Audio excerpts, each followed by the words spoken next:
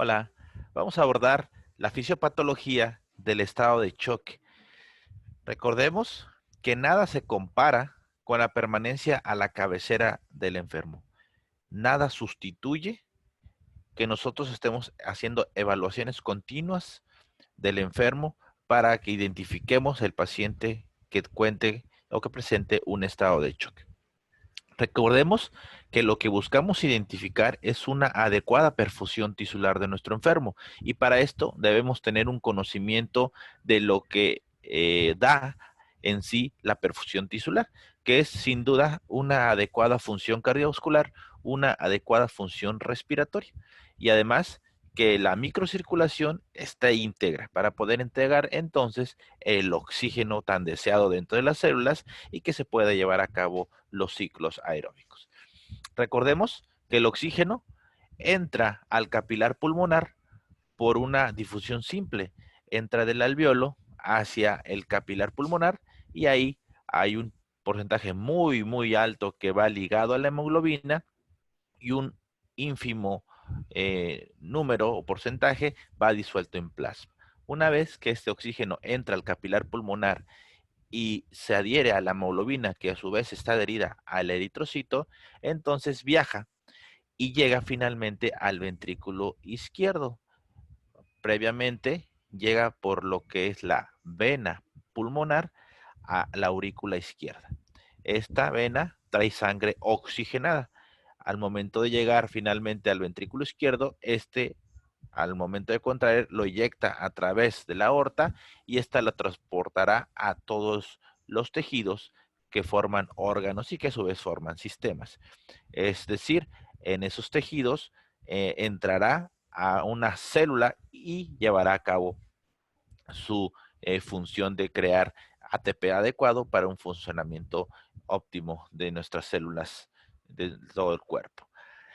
Para que esté adecuadamente brindada lo que es la función cardíaca, debemos de tener un adecuado volumen latido. El volumen latido es la cantidad que eyecta el corazón en la sístole y esto está dado por una adecuada precarga, por una adecuada contractilidad y por una adecuada poscarga. La llegada de sangre del sistema venoso hacia la cavidad cardíaca es la precarga, es esa presión que se crea en relación al volumen que se recibe del sistema venoso. Tenemos una precarga derecha, que es la vena cava inferior, y la vena cava superior desembocando hacia la aurícula derecha, y tenemos una precarga izquierda, que es, como habíamos comentado, el sistema venoso que regresa la sangre oxigenada hacia las cavidades izquierdas.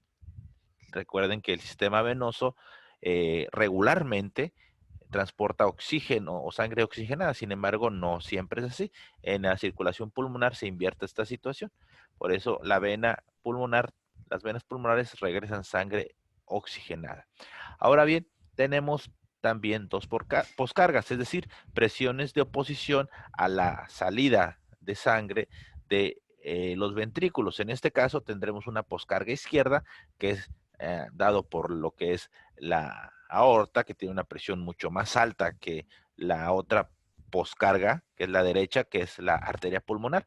Esta tiene una poscarga, pues más o menos de 93 milímetros de mercurio, lo que es una presión de 120-80. Eso es lo que debe de vencer el ventrículo izquierdo para eyectar la sangre. Y la poscarga del ventrículo derecho está dada por la arteria pulmonar. Esta es de mucho menor presión, puede rondar alrededor de los 15 milímetros de mercurio de presión arterial media pulmonar y pues eso es suficiente para que no exista un aumento de la poscarga y que se libere adecuadamente la sangre del ventrículo derecho hacia la circulación menor. ¿De acuerdo? Y tenemos también dos contractilidades, la contractilidad del ventrículo izquierdo, que es pues, el acortamiento de la miofibrilla, que es de mucho más peso, de mucha más fuerza que la del ventrículo derecho. Así que de esta forma, el ventrículo izquierdo lanza la sangre hacia la aorta, arterias, arteriolas, capilares arteriales y se realiza finalmente la entrega de sangre oxigenada y rica en nutrientes hacia la célula. Después regresa esa sangre ahora desoxigenada y viaja a través de los capilares o lo recibe el capilar venoso, el capilar sistémico venoso, luego las vénulas, venas, sistema cava, superior e inferior, y desemboca en la aurícula derecha, pasando a través de la válvula tricúspide hacia el ventrículo derecho. Y el ventrículo derecho entonces lo eyectará por las arterias pulmonares, ¿de acuerdo? Que llevan sangre desoxigenada a finalmente llegar al capilar pulmonar y realizar la excreción o exhalación de CO2 y la incorporación del oxígeno hacia lo que es la hemoglobina, ligado a la hemoglobina. Y ya una vez teniendo la sangre oxigenada, viaja y regresa por las venas pulmonares hacia la aurícula izquierda. Y ahí es donde la aurícula izquierda la recibe y pasa a través de la válvula mitral a el ventrículo izquierdo e inicia nuevamente lo que es nuestra circulación mayor. La circulación pulmonar también es llamada circulación menor y la circulación sistémica es llamada también circulación mayor. ¿De acuerdo? Entonces, eso es bien importante que lo tengamos en cuenta, claro, para que exista oxígeno difundible de forma adecuada, esa presión alveolar que pase a la presión arterial del capilar pulmonar, pues debe de haber una vía aérea permeable y una adecuada oxigenación. Ahora bien, algo que siempre hemos buscado es que tengamos un buen gasto cardíaco y esto está dado principalmente por el volumen latido y sus componentes adecuados, precarga, poscarga, contractilidad, volumen latido o volumen sistólico, que en promedio pues son entre 50 a 80 mililitros de expulsión que tiene el ventrículo izquierdo en cada sístole, ¿de acuerdo? Y si lo multiplicamos esos mililitros de cada latido por la frecuencia cardíaca, es decir, por los latidos que existen en un minuto, pues nos dará finalmente el gasto cardíaco. Entonces, optimizar el gasto cardíaco es algo muy, muy adecuado. Sin embargo, no lo es todo, porque tenemos también, o debemos de tener también un contenido arterial de oxígeno adecuado, y esto se va a dar principalmente por la hemoglobina, el oxígeno que está ligado a la hemoglobina y el oxígeno que está disuelto en sangre. Y además, tener un buen tono vascular, es decir, el equilibrio entre el tono o el sistema simpático y parasimpático debe de estar óptimo para que también pueda llegar a tener pues una perfusión tisular adecuada en nuestros tejidos. Y reconocer que el DO2 o aporte de oxígeno en general, pues está dado por el gasto cardíaco y por el contenido arterial de oxígeno, como les comento, que es pues el oxígeno que está ligado a la hemoglobina y lo que está disuelto en sangre. Entonces, de esta forma, nosotros tenemos los componentes de la perfusión tisular en general. Si alguno de estos falla, entonces no lograremos el cometido de tener una oxigenación de forma adecuada. Ahora bien, para estar monitorizando nuestro gasto cardíaco, como se va a ir desarrollando a lo largo del curso, pues lo podemos hacer de forma invasiva con unos catéteres que se utilizaban muy comúnmente antes, que es el catéter de Swan-Ganz, un catéter que se lo colocaba y se sigue colocando en algunos casos excepcionales en lo que es la arteria pulmonar. Ahí se insuflaba y se hacían mediciones para ver presiones y también para estar infiriendo nuestro gasto cardíaco. Posteriormente salieron algunos sistemas mínimamente invasivos que consistía ya no en pues enclavar ese catéter a la arteria pulmonar, sino hacer una medición antes y después, digamos, del corazón, es decir, una línea arterial, una línea venosa, y de esa forma se hacía un cálculo y se estaba evaluando por principio de Fick cuál era el gasto cardíaco que estaba teniendo mi paciente, además de algunas otras mediciones.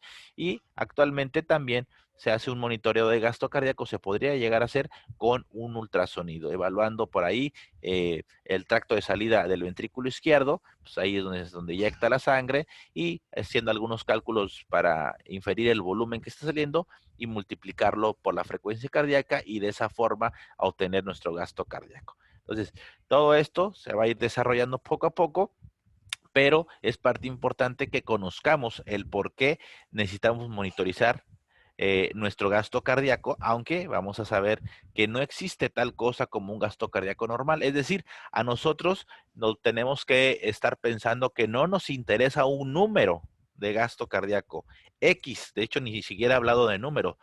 ¿Por qué no nos interesa en la práctica clínica de forma habitual cuánto tiene de gasto cardíaco, cuántos litros por minuto está teniendo de gasto cardíaco mi paciente? Me interesa si ese gasto cardíaco es suficiente para obtener una perfusión tisular en los diferentes estados de choque que se vayan a presentar. Recordemos que eso es de suma importancia conocer que tenemos 4 estados de choque: el cardiogénico, el hipovolémico, el obstructivo y el distributivo. Y estas 4 situaciones de injuria o de lesión condicionarán que sea inadecuado el gasto cardíaco. Unos bajos, la mayoría, y otro gasto cardíaco inclusive alto. Entonces, ¿qué pasa en el choque? Lo que sucede es que la perfusión tisular no está adecuado en los diferentes puntos que vimos previamente. Específicamente, la presión arterial está dada por el gasto cardíaco y las resistencias vasculares sistémicas. Si está inadecuado alguna de estas dos, entonces no habrá una adecuada perfusión tisular. Sin embargo, hay que recordar que existe choque sin hipotensión e hipotensión sin choque. Es decir, la presión arterial normal o perfusoria se puede considerar X número, por ejemplo, 60 o 65 milímetros de mercurio, pero habrá personas que están acostumbradas por su regulación tisular, sobre todo algunos pacientes hipertensos crónicos, a requerir más presión arterial. Entonces, tal vez para una paciente hipertenso crónico, 65 milímetros de mercurio de presión arterial, pues no sea suficiente. Pero, y el contrario, alguien, a lo mejor una mujer delgada, que por su composición presenta presión arteriales, entre comillas, bajas, pero ellas así están acostumbradas a mantener la perfusión, o sea, inclusive pues, andan deambulando y sin ningún problema, y entonces no habrá como tal un estado de choque. Estado de choque se refiere más a la hipoperfusión tisular que se genera con X presión arterial. Ahora bien, la lesión endotelial que ocurre como un mecanismo dentro del estado de choque porque ocurre una alteración en el tono vascular importante, hay una lesión endotelial y ese endotelio libera factores proinflamatorios, diferentes tipos de interleucinas, interleucina 1, interleucina 6, factor de necrosis tumoral, factor activador de plaquetas que les echa un silbido a las mismas para que traten de reparar ese endotelio que está dañado, que hay disrupción y comienza a hacer microtrombos. Entonces, esta situación comienza a empeorar aún más la perfusión tisular y ahora comenzamos a ir contra el tiempo. ¿Por qué? Porque algunos de los componentes de la perfusión tisular per se, de la macrocirculación, de la macrohemodinamia, gasto cardíaco o resistencias vasculares, están afectadas. Pero también vamos contra el tiempo porque ahora la microcirculación o microhemodinamia comienza a estar afectada por esta microtrombosis que está sucediendo. Por lo tanto, siempre debemos de pensar que no solamente es macrohemodinamia, sino también microhemodinamia y pensar que lo normal es que tengamos un gasto cardíaco adecuado, un tono vascular adecuado y que nuestra microcirculación esté libre para que se lleve a cabo una glicólisis, es decir, que esos 6 carbonos que conforman a la glucosa se dividan en 3 carbonos y formen piruvato, y ese piruvato, en el contexto de un adecuado oxígeno, lleva adecuado el ciclo de Krebs y la cadena de transporte de electrones, ¿de acuerdo? Y pues eso cuando se lleva a cabo de forma adecuada este ciclo aeróbico, habrá poca producción de hidrogenados. Sin embargo, cuando existe un gasto cardíaco inadecuado, algún tono vascular inadecuado y que ya está afectando a la microcirculación por la microtrombosis que presentan estos pacientes con estado de choque, entonces se va a llevar ciclos anaeróbicos. La producción o la generación de ciclos anaeróbicos hará que exista mucha menos producción de ATPs y por lo tanto habrá mucha más producción de productos de desecho como lo son los hidrogeniones, entre más hidrogeniones menos pH y también el aumento de la excreción de CO2. ¿De acuerdo? Entonces, eso es muy importante que lo tengamos para los cálculos venideros que vamos a realizar en este curso. Ahora bien, ¿cuál es la definición del estado de choque. La definición del estado de choque es una reducción de perfusión tisular efectiva. ¿De acuerdo? No nos vamos a guiar exactamente o exclusivamente con una presión arterial.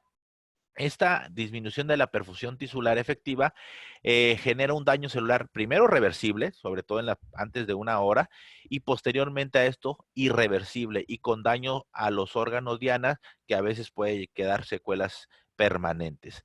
Este estado de choque es una alteración entre la entrega y el consumo de oxígeno, el DO2 y el VO2. Que, de acuerdo que el V2 es el resultante después de una extracción de oxígeno hacia las células. El lactato va a estar aumentado, que es prácticamente generado por un mecanismo o los mecanismos anaerobios, y pues la presión arterial clásicamente va a estar una sistólica menos de 90 y una diastólica menos de 40 milímetros de mercurio, o que exista más del 20% de descenso de una presión arterial inicial o basal. Eso también es importante a tomar en cuenta. ¿Qué alteraciones va a presentar cuando un paciente presente estado de choque? Y esto va a depender de la etiología del mismo que describiremos más adelante, sea hipovolémico, sea cardiogénico, sea obstructivo, sea distributivo, va a tener diferentes alteraciones dentro de la función cardiovascular, la función cardíaca como la precarga, la poscarga, la contractilidad o la frecuencia cardíaca va a estar afectada, o también el retorno venoso. Como veremos más adelante, por ejemplo, la hipovolemia, lo que va a estar afectado es pues una precarga disminuida, un retorno venoso inadecuado por falta de volumen intravascular. Los demás mecanismos tratarán de ser compensadores hacia esta situación de hipovolemia intravascular para tratar de compensar ese gasto cardíaco bajo que va a estar presentando, por poner algún ejemplo.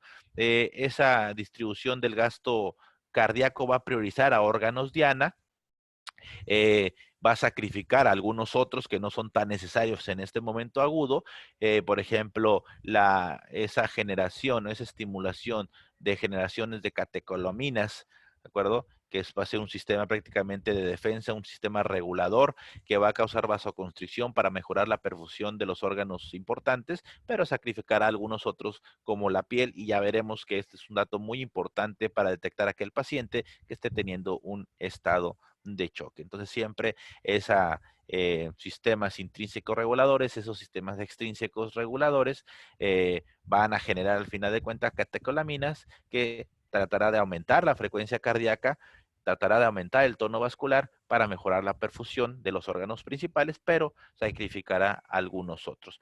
Como vimos, también es muy importante lo que es la función microvascular o los capilares sistémicos, el lado venoso, el lado arterial, y pues que estén permeables para una adecuada perfusión y oxigenación de las células. Esta obstrucción microvascular va a ocurrir y va a ser un efecto deleterio en relación al tiempo. Entre más tiempo pase, peor pronóstico vamos a tener en estos pacientes. Y finalmente todo lo que modifique el pH, el CO2, el 2,3-difosfoglicerato, la producción del mismo, y la temperatura va a causar una inadecuada entrega de oxígeno. Recordemos que todo lo que desvíe la curva de disolución de la hemoglobina hacia la derecha, por ejemplo, aumento del pH, disminución del pH, o sea, un pH más ácido, un CO2 elevado, el aumento de 2,3-difosfoglicerato, fiebre, o sea, todo lo que desvíe la curva hacia la derecha va a hacer que el oxígeno sea menos afín a la hemoglobina, y eso es un mecanismo de supervivencia inicial para entregar oxígeno rápidamente. Sin embargo, después ya va a ser insuficiente porque pues no va a haber más oxígeno o una entrega adecuada de oxígeno hacia las células y cae en ciclos anaeróbicos. Todo lo que desvíe la curva de disociación de la hemoglobina a la izquierda, por ejemplo, un pH alto, o sea, una alcalosis o alcalemia, un CO2 bajo, la disminución de 2,3-difosfoglicerato y pues la presencia de hipotermia va a causar que ahora esa hemoglobina sea muy afín hacia el oxígeno, y al final de cuentas no libera la cantidad de oxígeno hacia los tejidos, esa hemoglobina, y causará entonces también finalmente una inadecuada metabolismo celular. Entonces todo esto debe estar pues de alguna forma optimizado, pero en el estado de choque estas situaciones se ven modificadas y que finalmente logra, en lugar de tener los 36, 38 ATPs que se producen a partir de la cadena de transporte de electrones, es decir, de los ciclos aeróbicos, ahora serán insuficientes. ¿Y qué es lo que se hace? Se utilizan menos ATPs y las bombas de sodio potasio ATPasa, es decir, las bombas iónicas, no van a funcionar de forma adecuada. Y recuerden que esa bomba de sodio potasio ATPasa lo que hará es, pues, al final de una despolarización, al haber una repolarización celular, lo que tratará de hacer es ahora sacar el sodio, ¿de acuerdo? Y mantener el potasio o meter el potasio dentro. Si por alguna situación disfunciona esa bomba, pues va a haber el sodio dentro, el sodio jala el H2O, jala agua y se hace un edema celular que finalmente causa una necrosis celular. Recuerden que tenemos apoptosis, que es una muerte celular programada, y tenemos la necrosis. Dentro de las muertes celulares, queremos evitar esta necrosis con la optimización de los diferentes parámetros, como vamos a ir viendo paulatinamente al final o a lo largo de este curso. Ahora bien, entonces, se nos debe de quitar de la mente que todo es gasto cardíaco. Hay algunos otros componentes que en general forman a la perfusión tisular y depende de muchos factores: volumen sanguíneo, el oxígeno en sangre, el transporte de oxígeno, la función cardíaca per se, el tono vascular tan olvidado y la microcirculación que se ve afectada en estos pacientes. Todo esto causará un estado de choque si no lo corregimos a tiempo, falla orgánica múltiple a nivel de los órganos diana, cerebral, renal, hepática, cardíaca propiamente, pulmonar, hematológica, etcétera, y llevará finalmente a la muerte de nuestro paciente. Entonces, ahora pensaremos que el estado de choque no solamente es macrohemodinámico o la macrocirculación, sino estaremos pensando que tiempo es tejido y que esta alteraciones en la microcirculación nos dará una perfusión tisular inadecuada, generación de ciclos anaeróbicos, la falla orgánica múltiple de mi paciente y finalmente la muerte si no optimizamos o restituimos alguno de los 4 estados de choque que vamos a manejar en este curso, en estas pláticas. No te pierdas la siguiente charla y seguimos en contacto y atento para cualquier duda a través de las diferentes vías de comunicación en este curso en línea Megas.